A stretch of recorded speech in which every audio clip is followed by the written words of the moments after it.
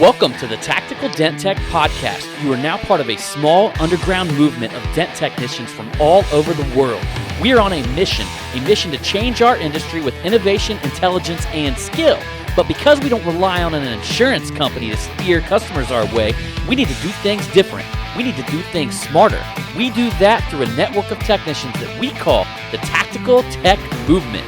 Now let's get this revolution started.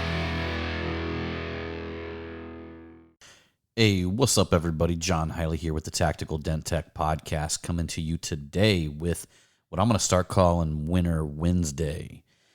So last night, yesterday, we actually declared our very first Tactical Dent Tech, and that was over in the Tactical Dent Tech group, and I'm going to be doing this every week, where I'm going to be picking out a Tactical Dent Tech, and of course, the very first one, guys, I had to give it to this guy because when I think of somebody who is out there doing great things, who is achieving greatness inside of our industry, one of the very first people that comes to mind is Bryce Kelly, by far. The dude is literally showing us what's possible.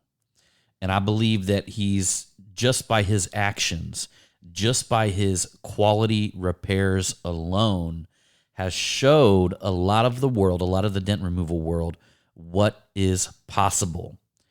I mean, there was. I actually went back. I don't know. This might have been a year ago.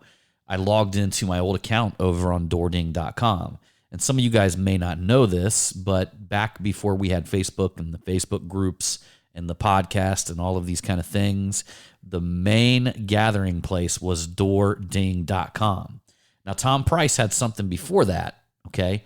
I can't remember what the name of his .com was, but eventually DoorDing.com became the place where we communicated, the place where, there was as much drama on DoorDing.com as there is on Facebook. Unfortunately, that hasn't changed, but that being said, I went back and looked at some of the before and after repairs from back in like 2003, 2004, 2005, 2006.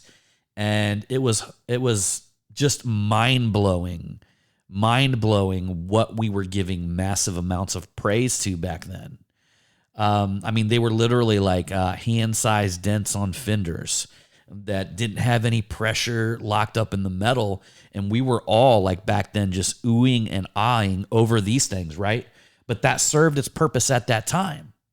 These people, at that time, people like Keith DePaul, people like Marty Runick, people like Mike Toledo. I got to throw myself in the mix because I started doing these things as well. Back then, we were, among many other people, including Ricky Bain, the owner of DoorDing.com. I hate it because now I'm going to forget people. Among many, many other people out there, we were pushing the limits of what we thought was absolutely incredibly hard to do at the time. And it's almost laughable when you look back at what we were looking at back then. And when you look at guys like Bryce Kelly that have done repairs that have been an absolute fucking paradigm shift. And I'll tell you what, guys, there's nothing more than I love than winning, than seeing other people fucking win. We got to give respect to the people out there that are showing us what winning looks like. The paradigm shift, the change, the thing that see people like Bryce Kelly, they show us what's possible. And once we know it's possible, we can achieve it. It's incredible. If you even go back to, I think it's Bannister. I can't remember his first name. Last name was Bannister. But it's the 4-minute mile. Like through all of history, everybody was trying to run a fucking 4-minute mile. Run a mile in 4 minutes flat. Nobody could do it. I think his name was Roger Bannister.